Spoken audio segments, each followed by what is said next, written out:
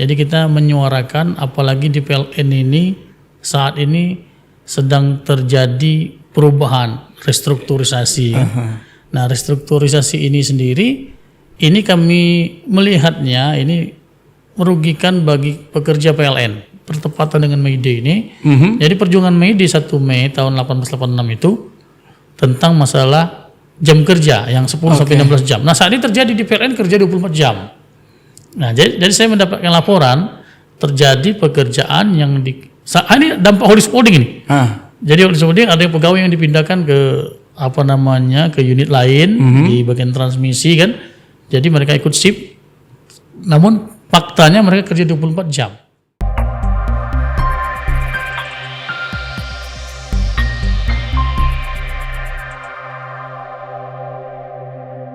Assalamualaikum warahmatullahi wabarakatuh. Salam sejahtera bagi kita semua, sahabat Suara Metropolitan, dimanapun Anda berada. Hadir bersama kami kembali dalam podcast Suara Metropolitan. Berita akurat terpercaya, fakta berbicara, bukti menjadi dalil, inspirasi daerah untuk Indonesia. Sahabat Suara Metropolitan dimanapun Anda berada, pada hari ini, tepat 1 Mei 2024, merupakan hari May Day atau Hari Buruh Sedunia. Alhamdulillah di studio kita mendapat sebuah kehormatan hadirnya di tengah-tengah kita ini Ketua Dewan Pimpinan Nasional Serikat Pekerja PLN Indonesia. Di sini hadir Bapak Eko Sumantri. Kita sapa dulu. Selamat sore Pak Eko. Selamat sore Pak Wijaya. Nah, ini seluruh buruh melakukan aksi sebagai bentuk euforia atau memperingati daripada Hari Buruh Sedunia. Dalam pandangan SP PLN Indonesia Pusat, May Day ini seperti apa Pak Eko? Ya baik Pak, jadi May Day ini sejarah singkatnya itu adalah memperingati dari mana pada tanggal 1 Mei tahun 1886 yang lalu di Amerika itu terjadi demonstrasi karena ada protes dari pekerja yang dipekerjakan itu 10 sampai 16 jam per hari Pak. Makanya sekarang jadi 8 jam. Itu sejarahnya itu kan. Nah, jadi untuk memperingati keberhasilan daripada perjuangan para pekerja saat itu, maka seluruh pekerja di dunia memperingatinya sebagai May Day. Nah, untuk di Indonesia sendiri, May Day ini sudah rutin dilaksanakan dan saat ini juga menjadi hari libur nasional oleh pemerintah, ditetapkan sebagai hari libur nasional. Dan namun dalam peringatan-peringatan kita akan menyampaikan banyak hal. Banyak hal dari sisi pekerja yang selama ini mungkin terjadi hal-hal yang merugikan mereka. Jadi saat ini pun sendiri sudah ada undang-undang cipta kerja kan, yang selalu disuarakan untuk ditolak atau dibatalkan oleh para pekerja ini karena dianggap merugikan bagi pekerja itu sendiri kan. Nah, jadi salah satu kampanye yang disampaikan oleh pekerja hari ini adalah bagaimana caranya membatalkan undang-undang cipta kerja tersebut. Gitu. Ya. Kemudian kalau dari SP PLN Indonesia ini, Serikat Pekerja PLN Indonesia ini, makna daripada May Day itu seperti apa? Ya, makna dari May Day sendiri, ya ini kita selalu melakukan aksi ya dalam setiap momen-momen, termasuk dalam May Day. Jadi kita menyuarakan apalagi di PLN ini saat ini sedang terjadi perubahan, restrukturisasi. Nah, restrukturisasi ini sendiri, ini kami melihatnya ini merugikan bagi pekerja PLN, ya. Karena pegawai PLN yang selama ini mungkin tidak pernah bermimpi akan melakukan pekerjaan di luar tugasnya sebagai pegawai PLN, saat ini mengalami hal yang terpaksakan. Jadi adanya program holding subholding di PLN sehingga karyawan-karyawati PLN ini berpindah tugas baik melalui BKO maupun tugas karya itu kan ke perusahaan subholding yang saat ini baru melanda di unit pembangkitan. Nah, mungkin nanti akan di unit distribusi dan transmisi juga akan mengalami hal serupa kan. Nah jadi kondisi di PLN saat ini ya memang pekerjanya lagi berupaya berjuang untuk kembali lagi menjadi pegawai PT PLN. Ya karena dia yang tugas karya ini saya bilang dipaksa karena memang pada saat program itu dilaksanakan itu tidak berdasar. Ada putusan Mahkamah Konstitusi yang pada waktu itu kami uji pada tanggal 14 Desember tahun 2016 itu dengan keputusan nomor 111 itu menyatakan bahwa di pasal 10 ayat 2 dan pasal 11 ayat 1 menyatakan bahwa undang-undang tersebut bertentangan dengan Undang-Undang Dasar 45 secara bersyarat apabila dimaknai terjadi praktik unbundling gitu kan. Nah, unbundling itu kan artinya pemisahan atau pelepasan pengusahaan itu kan. Jadi ada PT PLN usahanya dilepas ke anak perusahaan atau ke swasta. Nah, saat ini terjadi bahwasanya pembangkitan yang harusnya menjadi milik PT PLN sebagai pengemban amanah dari negara untuk mengelola pembangkitan dengan adanya program holding subholding ini, maka pembangkitan yang selama ini dikelola oleh pekerja PLN dikelola oleh anak perusahaan. Yaitu perusahaan dari PT Indonesia Power dan PT PJB yang sekarang sudah bereinkarnasi menjadi PT PLN Indonesia Power dan PT PLN Nusantara Power gitu kan. Nah pekerja-pekerja yang ada di PLN ada yang dipaksa untuk ikut menjadi pekerja di sana karena di sana belum ada pekerjanya itu kan. Pekerja di anak perusahaan itu. Betul itu Pak. Tapi kalau kami cermati Indonesia Power kemudian PJB itu kan sudah ada anak perusahaan PLN itu Pak. Jadi bukan perusahaan yang baru yang dibentuk. Iya, bukan menjadi perusahaan baru, namun aset yang tadi milik negara punya PLN diserahkan kepada mereka itu. Nah, jadi kan beda kepemilikannya sekarang ini. Nah, para pekerja PLN, pegawai PLN yang saat ini sedang memperjuangkan nasibnya untuk kembali lagi ke PLN ini dari sejak adanya program itu terjadi per 1 Januari 2023 itu menjalankan tugas karya. Tugas karya di anak perusahaan tersebut mereka disuruh membuat pernyataan, berdasarkan pernyataan tersebutlah mereka melaksanakan tugas karya. Namun sekarang beriring dengan waktu terjadi banyak ketimpangan-ketimpangan, masalah pengaturan, kesejahteraan, bahkan mereka mendapatkan informasi akan dimutasi ke daerah yang di tempat yang jauh lagi dari tempat sekarang ini kan. Nah, karena kenapa? Karena ya kita melihat etikanya mungkin kalau perusahaan PLN kan masih perlu banyak, tapi kalau sudah swasta kan pasti inefisiensi dia kalau terjadi kelebihan pekerja kan. Karena pekerja yang kemarin di kantor induk itu pindah ke pembangkit gitu kan, pembangkit di unit pengendalinya kan, sektor-sektornya gitu kan. Nah jadi kelebihan banyak pekerja dan mungkin dari situ muncul program-program untuk dimutasi lagi ke tempat lain. Sedangkan proses tugas karya ini sendiri kami sudah melakukan diskusi ke Kementerian Tenagakerjaan, Kepala Dinas Tenaga Kerja Provinsi Sumatera Selatan, itu tidak dikenal dalam Undang-Undang Ketenagakerjaan, tidak pernah mengenal tugas karya. Yang ada hanya PKWT dan PKWTT. Nah, itu tugas karya itu dia kepala dinas waktu itu menyampaikan kepada kita itu kalau saya pensiun katanya, kemudian saya dibutuhkan lagi untuk memberikan knowledge sharing segala macam ke pekerja yang baru ataupun kepala dinas yang baru, saya ditugas karyakan mendapatkan imbalan yang disepakati gitu kan. Begitu. Jadi bukan untuk pegawai aktif. Kelihatannya seperti ada kemelut ya, tapi dari luar kami melihat dari kondisi di PLN itu baik-baik saja itu Pak Eko. Ternyata ini ada satu persoalan ya, terjadinya perubahan holding dan subholding itu. Ya itu Pak. Jadi ini masalah ketenagakerjaan lah lebih intinya, karena tidak pernah ada kesepakatan antara pekerja itu sendiri dengan pihak perusahaan yaitu PT PLN ya, melalui serikatnya atau melalui personil mereka tidak pernah ada kesepakatan mereka akan tugas karya. Mereka kan karena terpaksa akhirnya menandatangani pernyataan. Pernyataan kan bukan kesepakatan. Kesepakatan itu harus mengatur perjanjiannya berapa lama, nanti kalau sudah selesai di mana dia ditempatkan, bagaimana kesejahteraannya kan, itu kesepakatan namanya kan. Nah, Jadi ini yang tidak ada. diperjuangkan oleh SPPLN Indonesia itu seperti apa sebenarnya Pak? Kalau kelihatan kan kita semut aja ya. Ya.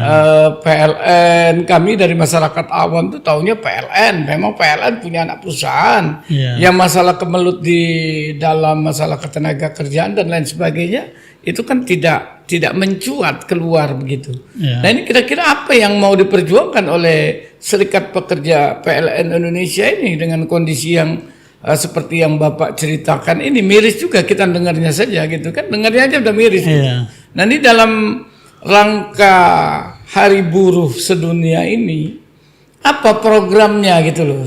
Kemudian sebuah sesuatu gap, suatu ketimpangan di antara perubahan struktur organisasi di PLN ini dianggap sebagai sesuatu yang bisa mengancam hak-hak normatif buruh. Apa yang dilakukan oleh SPPLN Indonesia ini?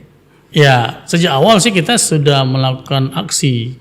Jadi ketika adanya wacana untuk membentuk holding subholding sebagai rangkaian restrukturisasi, SPPLN Indonesia sudah melakukan penolakan, baik melalui siaran pers, melalui surat ke kementerian maupun ke direksi PLN kan.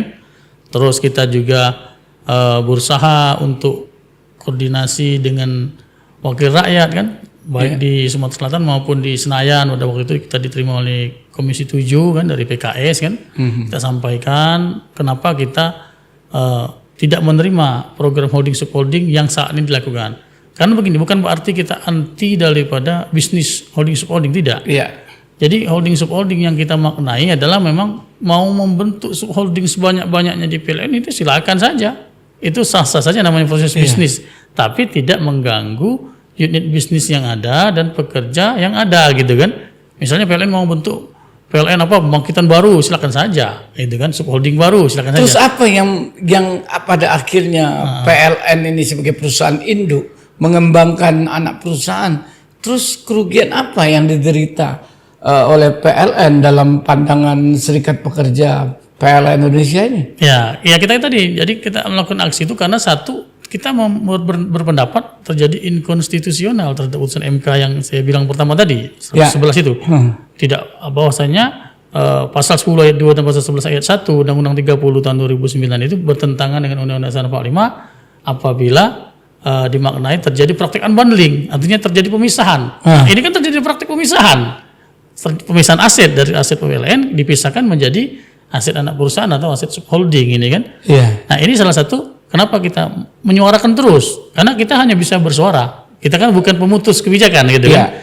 Nah terus kita menyampaikan bahwasanya dampak daripada ini sendiri nanti bahwa PLN akan kehilangan proses bisnis yang memang harus dipegang dari hulu ke hilir. Jadi proses listrik ini harus memang dipegang oleh PLN secara utuh, mulai dari pembangkitan sampai ke penjualan, bukan hanya di transmisi atau distribusi saja, bukan kan. Nah tapi kita mencermatinya ketika holding subholding ini disuarakan oleh pihak kementerian, ini seluruhnya akan di subholding, baik itu distribusi maupun transmisi. Artinya memang akan terjadi banyak PLN nantinya kan, PLN ini orang nggak paham kan bagaimana PLN yang terjadi kan. Nah terus dampaknya ke pekerja sendiri itu tadi, bahwa pekerja akan kehilangan status sebagai pegawai BUMN tadi, sebagai pegawai PT PLN, dia berubah. Nah ini pun jadi setengah-tengah. Undang-Undang 13 pasal 163 sudah jelas menyatakan apabila terjadi perubahan status suatu perusahaan, baik itu penggabungan, pemisahan dan lain-lain itu ya, maka pekerjanya di PHK gitu kan. Nah di PHK apabila dia dipekerjakan kembali ada hitungannya, apabila dia tidak dipekerjakan lagi ada lagi hitungannya gitu kan. Tapi tidak ada kan terjadi PHK kan? Tidak terjadi karena di Undang-Undang BUMN menyatakan restrukturisasi adalah untuk mempermudah privatisasi, gitu kan? Itu undang-undang ya, pasal 74 kalau nggak salah Undang-Undang BUMN. Dalam penjelasannya, selama proses restrukturisasi itu tidak boleh ada PHK. Apabila sudah terjadi privatisasi, baru dilaksanakan PHK. Nah, berlandaskan itulah makanya kita melakukan protes di situ kan, melakukan aksi-aksi. Yang dirugikan apa dari pihak karyawan PLN atau pekerja dari PLN itu? Apa yang dirugikan dengan adanya holding dan subholding ini? Hak tetap sama kan? Ya kalau hak ini bisa dikatakan tetap sama, cuma Iya. dia terjadi perubahan status mereka gitu kan Pak. Iya. Jadi kan kita misalnya kita kemarin ikut BPJS, sekarang kita menjadi peserta BPJS swasta gitu kan. Oh, Udah berubah bukan, semua. bukan BUMN lagi statusnya. Bukan BUMN lagi, yang real sekarang ini Iya. kan, ya, yang memang kabarnya memang mau disetarakan, mau disatukan PKB-nya, mau diratifikasi PKB di PLN oleh subholding ini tadi kan. Tapi berjalan dengan waktu kita bukan mempersoalkan hal itu tadi. Kalau memang subholding itu memang sudah siap, seharusnya kan subholding sudah siap juga tenaga kerjanya gitu kan, tidak mengganggu proses bisnis dan proses tenaga kerjaan yang sudah ada di PT PLN itu sendiri. Kan itu kan. Nah, jadi saat ini kawan-kawan itu merasa ditipu, merasa diperdayakan gitu kan. Karena kenapa? Karena mereka belum pernah bersepakat.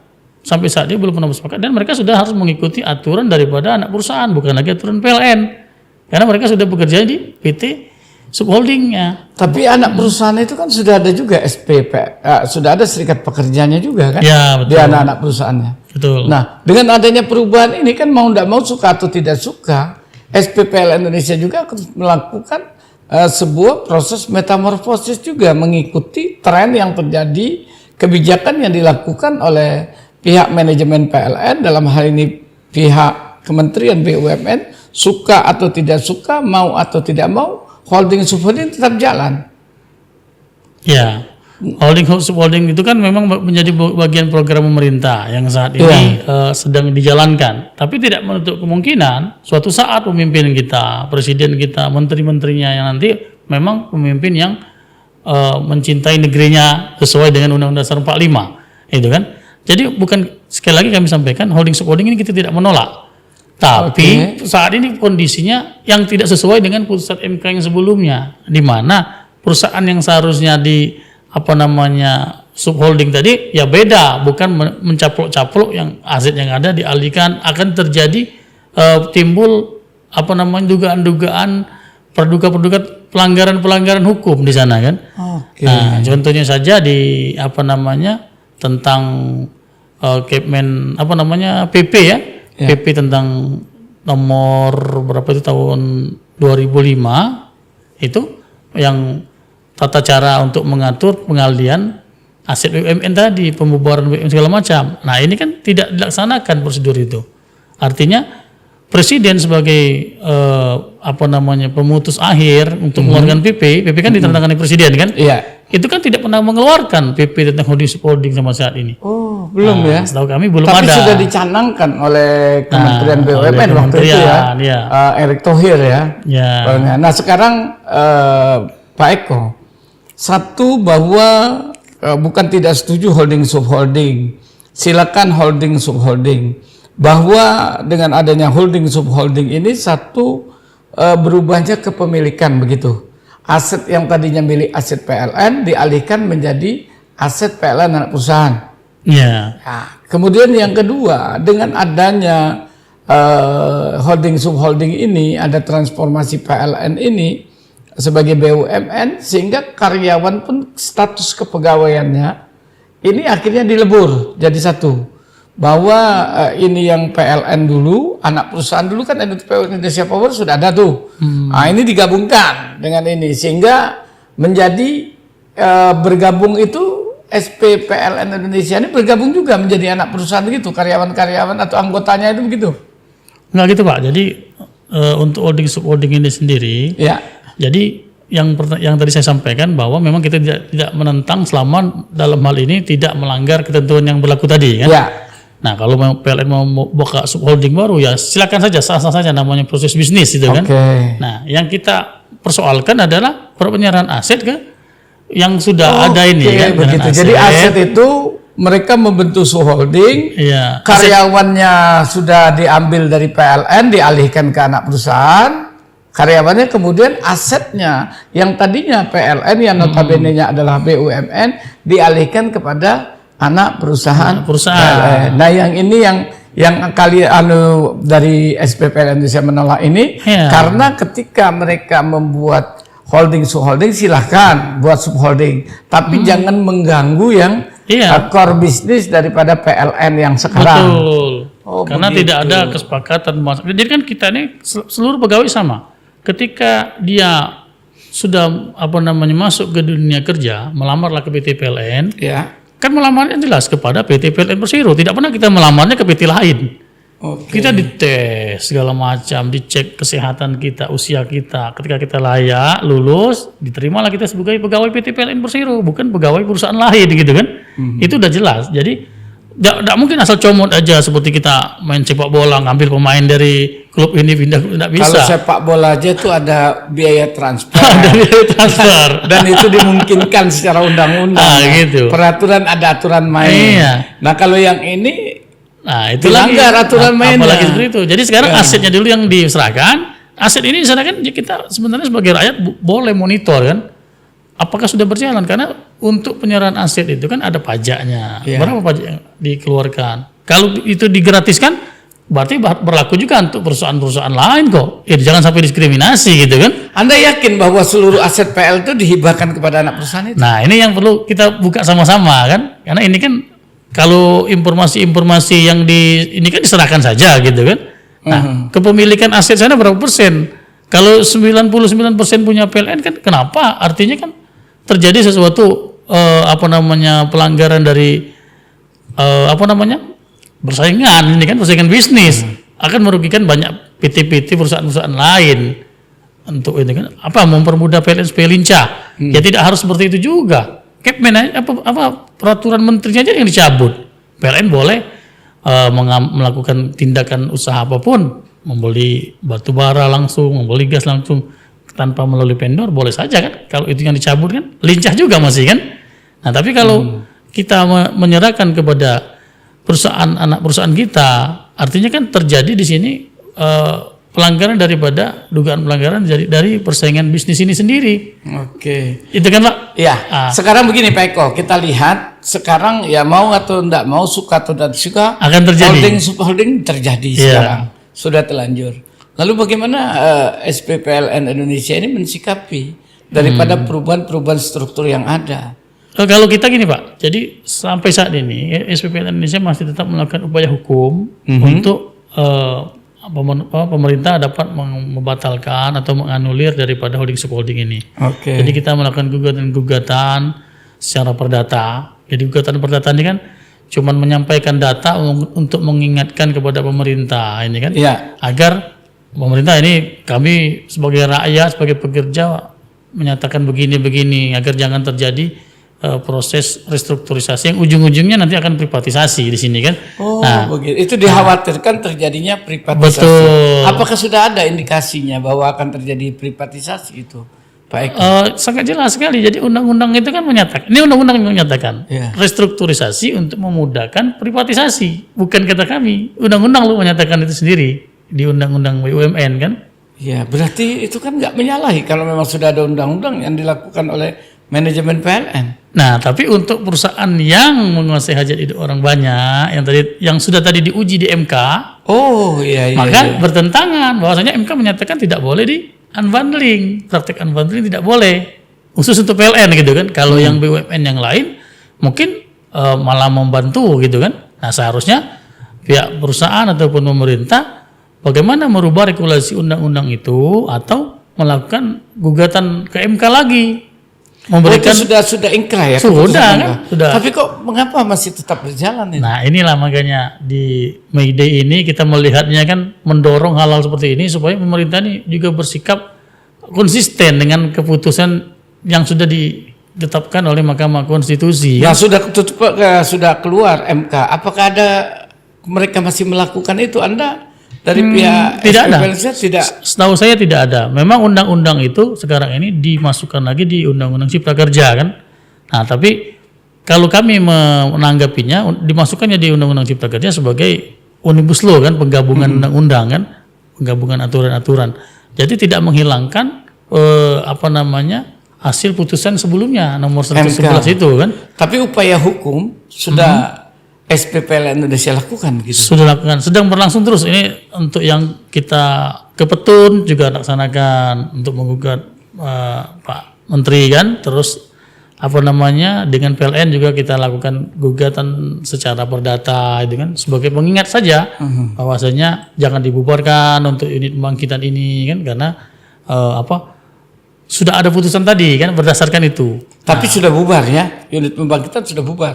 Sudah tadi yang untuk di kantor induknya sudah disewakan gitu kan. Kalau yang di di unit-unit yang di subholding tadi sekarang muncul masalah tugas karya yang ingin balik tadi kan, yang sekarang ini sedang masuk dalam, mungkin nanti nggak lama lagi akan lakukan bipartit kan, mengundang bipartit baik dari manajemen subholding maupun manajemen PLN, karena tidak pernah ada kesepakatan. Nah ini ada uniknya nih Pak Wijaya, masalah tugas karya. Jadi untuk kita menyampaikan supaya mudah dicerna, tugas karya yang terjadi di PLN ini berlandaskan hanya pernyataan. Jadi pekerja disuruh ngisi form pernyataan yang telah dibuat oleh PLN sendiri, bersedia untuk tugas karya, itu kan. Nah, kalau dia nggak mau bersedia, mulai nanti sebentar-sebentar dicari orangnya, disuruh dioloin, dibujuk itu kan. Terus ditekan-tekan sedikit, akhirnya bikin itu kan. Begitu. Nah, setelah berjalannya seiring waktu, mereka sekarang ini kok dasarnya itu saja ya, kok kita kapan baliknya belum tahu, apa 3 tahun apa lebih atau nggak nyampe tugas karya itu. Iya, tugas karya itu. Terus nanti kalau pulang lagi ke PLN kemana? Tapi sudah ada peraturan direksi PLN mungkin ya? Sudah ada, cuman itu kan harus disepakatin. Nah jadi makanya ibaratnya tadi saya menyampaikan yang unik tadi, ibarat kita itu menemukan pasangan, kita laki-laki menemukan perempuan yang kita sangat sukai, lalu kita nyatakan apakah adik mau menikah sama saya, dan dia menyatakan mau saya menikah sama kamu, apakah langsung dia jadi suami istri? Harus ada ijab kabul harus ada pernyataan, harus ada kesepakatan kan, ijab kabul, harus dinikahi betul kan. Nah, tapi ini saya dengar Pak Eko bahwa di PLN ini ada 4 serikat pekerja, mungkin yang 3 itu sudah setuju, tinggal SPPLN Indonesia aja yang nggak setuju, atau gimana? Ya itu kita kurang tahu bagaimana kesepakatan yang masing-masing mereka buat. Tapi intinya baik secara kelembagaan kita tidak pernah ada kesepakatan kan, apalagi secara personil. Jadi makanya setiap mereka teman-teman yang akan melakukan perjuangan untuk kembali ke PLN ini lagi, kita tanya apakah pernah dulu ada kesepakatan? Tidak ada. Ini yang digugat sekarang. Itu sekarang ini yang terbaru itu. Terbaru. Tapi sebelumnya ada gugatan-gugatan lain yang dilakukan oleh banyak Pak Indonesia. Iya. Jadi kita bagaimana membela anggota yang mungkin yang di PHK gitu kan, ada yang ada yang di PHK juga. Ya, ada yang di PHK dengan gitu adanya holding subholding ada yang di PHK. Bukan terkait holding subholding gitu. Ya. Ya, itu kita kan banyak kasus-kasus jadi secara serikat. Iya. Nah, jadi kita menganggapnya dalam di serikat pekerja yang ada di PLN ini, kita menganggap semuanya itu adalah mitra kita. Kami menganggapnya. Jadi ibarat kita nih mau main gaplek itu Pak Wijaya. Main gaplek itu tentunya kita berlawanan dengan orang-orang yang kita kenal, kawan-kawan kita semua. Yuk kita main gaplek, pasangan lah itu segala macam kan. Nah tapi yang kadang-kadang yang kami hadapi, ternyata mereka menganggap kami ini bukan pemain gaplek, bukan, ini musuh betul. Musuh betul. Iya. Tapi fungsi kami kan cuma mengingatkan. Manajemen mungkin ada hilaf atau apa, mungkin ada tekanan dari luar, kita bicarakan, hadapi sama-sama. Tapi pernah ada pertemuan dengan pihak manajemen PLN gitu, yang otomatis notabene kan secara tidak langsung atasan daripada Anda kan? Ya, sejak terjadinya program holding subholding kita banyak melakukan upaya-upaya kan. Pada waktu sampai 2023 kita masih melakukan upaya-upaya secara non litigasi kan, untuk melobi-lobi bagaimana kebijakan-kebijakan ini. Bahkan diakui dari pihak PLN sendiri, mereka tidak tahu 2 tahun terakhir tuh nggak pernah terpikirkan oleh mereka akan terjadi seperti ini kan. Mereka yang mengeluarkan itu pihak manajemen. Iya. Pihak PLN sendiri kan? Pihak PLN sendiri. Dalam hal ini apa, direktur? Ya, manajemen atas lah gitu kan? Manajemen atas. Anda nampaknya nggak berani juga bilang siapa manajemen. Nah, saya agak lupa karena tahun kemarin tuh, apakah kadipnya atau apa ya ngomong itu kan dia. Tapi seingat saya memang ada pernyataan seperti itu pada waktu kita diskusi kan, karena yang memindahkan itu kan manajemen sendiri, manajemen PLN memindahkan kita. Yang memindahkan aja bingung ya, apalagi yang dipindahkan. Nah, itu makanya. Jadi ini yang perjuangan ternyata perjuangan SPPLN Indonesia itu tidak sesederhana seperti yang kami lihat dari luar ya. Iya. Dan saya juga baru ini suatu surprise bagi kami ternyata, dan kita juga baru tahu ternyata di PLN dengan adanya holding masih menyisakan masalah. Masalah-masalah diantaranya masalah daripada tugas karyawan PT PLN itu sendiri. Iya. Yang Belum ada kesepakatan. Belum ada kesepakatan. Pihak manajemen sendiri bingung kenapa kok bisa terjadi begitu. Iya. Ya. Iya, mereka juga bingung kenapa bisa terjadi holding, tapi mereka harus menjalankan gitu Ya. kan. Nah ini saudara-saudara sekalian, ini yang menarik, sahabat Suara Metropolitan dimanapun Anda berada, ini adalah di luar ekspektasi kami. Ternyata dengan berdialognya dengan Ketua Dewan Pimpinan Nasional Serikat Pekerja PLN Indonesia ini ternyata masih menyisakan masalah-masalah. Saya nggak tahu apakah ini juga diketahui oleh Menik BUMN atau ini Pak Eko. Ya, saya yakin dia tahu karena sampai saat ini kita masih menggugat beliau gitu kan. Beliau. Dan beliau hadir dalam sidang atau ahli atau kuasa hukumnya. Dalam persidangan memang saya beberapa kali tidak hadir, tapi mungkin biasanya kuasa hukum biasanya kan. Iya. Kuasa Tapi hadir hadir. kan kuasa hukumnya. Kuasa kan? hukumnya hadir. Dan mereka selalu menyeretnya ini balik ke persoalan hubungan industrial. Oke. Padahal menurut Anda ini bukan Ya masalah. beda lah, hubungan industrial kan lain tempatnya di PHI. Kalau gitu kan. menurut SPPLN Indonesia itu apa ini ya? Ada masalah apa? Kalau bukan masalah hubungan industrial Pancasila. Nah, jadi dengan adanya sekarang telah diterbitkannya Kepmen nomor 76 tahun 2004 tentang pedoman tentang hubungan industrial Pancasila ini, saya pikir itu menjadi salah satu solusi untuk bagaimana membangun komunikasi sesuai dengan dasar-dasar Pancasila tadi. Kalau memang baik pemerintah maupun manajemen melaksanakan Kepmen tersebut gitu kan. Karena di situ sudah sangat terurai sekali, mulai dari butir-butir pertama Pancasila sampai butir kelima itu sudah disiapkan sekali, dan para pihak harus saling menghargai, menghormati di situ kan, bagaimana mencari kesepakatan sehingga tidak terjadi perselisihan gitu kan. Iya. Nah ini kan akan muncul banyak perselisihan kalau seperti ini dibiarkan. Tapi kalau mengacu kepada Kepmen nomor berapa tadi? 76. 76 tahun 2024 ini, Anda sepakat? Ya, secara singkat saya membacanya ini semuanya memiliki power semua gitu kan, baik serikat, baik pemerintah maupun perusahaan memiliki sesuatu hal yang sama yang diikat melalui LKS bipartit, melalui LKS tripartit kan. Oke. Namun kita melihat saja dengan adanya saat ini kita pun tidak diajak dalam LKS bipartit itu.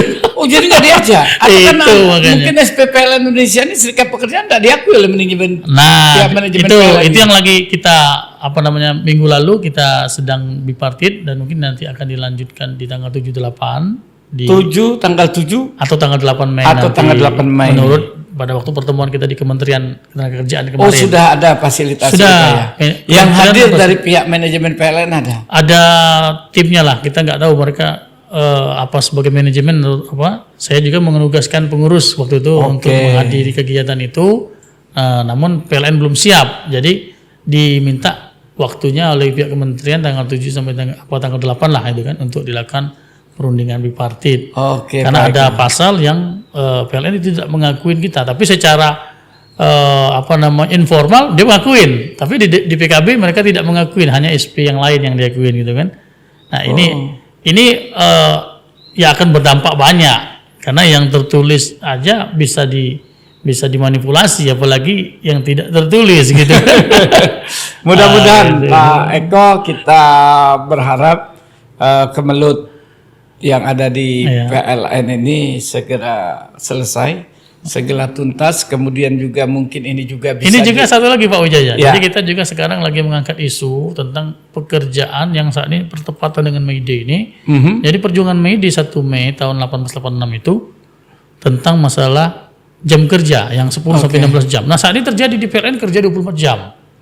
Nah jadi saya mendapatkan laporan terjadi pekerjaan yang ini dampak holding ini. Jadi holding ada yang pegawai yang dipindahkan ke ke unit lain di bagian transmisi kan. Jadi mereka ikut shift. Namun faktanya mereka kerja 24 jam. Satu, mereka tidak berkompeten di bidang itu. Yang kedua, mereka kerja 24 jam itu sudah tentunya sudah melanggar daripada ketentuan yang diatur oleh regulasi. Sudah diangkat itu masalah ini oleh SPPLN Indonesia. Ya, kita sudah meminta klarifikasi dan sudah terjadi pertemuan kan. Namun sampai saat ini belum ada tindak lanjut, dan yang pegawai yang menjadi anggota kita tadi juga masih kerjanya 24 jam. Ini kan akan membahayakan baik keselamatan, baik kesehatan dia itu kan. Ada nggak dalam undang-undang celahnya masuk aparat penegak hukum dengan ini? Ya, ini makanya kita menyampaikan ini supaya pemerintah dapat betul-betul mengawasi di sini kan, baik dari ketenagakerjaan maupun dari Dirjen Ketenagalistrikan. Karena ini kan keterkaitannya banyak ini dari SDM kan. Tapi itu betul-betul nyata ya, bukan itu hoax. Nyata, bukan hoax. Ini sedang kita angkat, mungkin dalam waktu dekat akan terjadi proses perselisihan lagi. Oke, kalau begitu nanti kabari kami, Suara Metropolitan, berita akurat terpercaya, fakta berbicara, bukti menjadi dalil. Kalau ini akan menjadi suatu ini, mungkin itu bisa kami juga melakukan sebuah liputan khusus, Pak Eko. Ya, Oke, Pak Eko mengakhiri bincang kita hari ini. Mungkin ada closing statement yang akan Anda sampaikan. Silakan. Ya, baik, terima kasih Pak Wijaya. Dalam rangka May Day tahun 2024 ini, saya mengajak seluruh para pekerja, baik yang masih aktif, calon pekerja, yaitu para pekerja, pelajar dan mahasiswa, baik juga yang sudah alumni dari pekerja, pensiun dan pensiunan, mari kita tetap menggairahkan May Day ini sebagai tolak ukur bahwasanya kita para pekerja ini betul-betul memperingati daripada perjuangan pekerja-pekerja yang lama untuk bagaimana mensejahterakan pekerja dan buruh di seluruh Indonesia, bagaimana terwujud kesejahteraan, kemakmuran, keadilan yang ditetapkan oleh dasar negara kita, Pancasila dan Undang-Undang Dasar 45, serta konsisten. Kalau kita tolak Undang-Undang Cipta Kerja, ya kita tolak gitu kan. Iya. Itu terima kasih Pak Wijaya. Terima kasih saudara, sahabat Suara Metropolitan dimanapun Anda berada.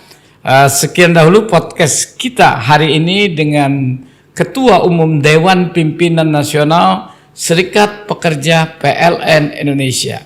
Hadir lagi nanti bersama kami, Suara Metropolitan, berita akurat terpercaya. Fakta berbicara, bukti menjadi dalil, inspirasi daerah untuk Indonesia. Selamat berjuang para buruh, para pekerja untuk mendapatkan kehidupan yang lebih baik. Wassalamualaikum warahmatullahi wabarakatuh. Oke, Pak Eko, terima kasih. Selamat ulang tahun Hari Buruh Nasional kita.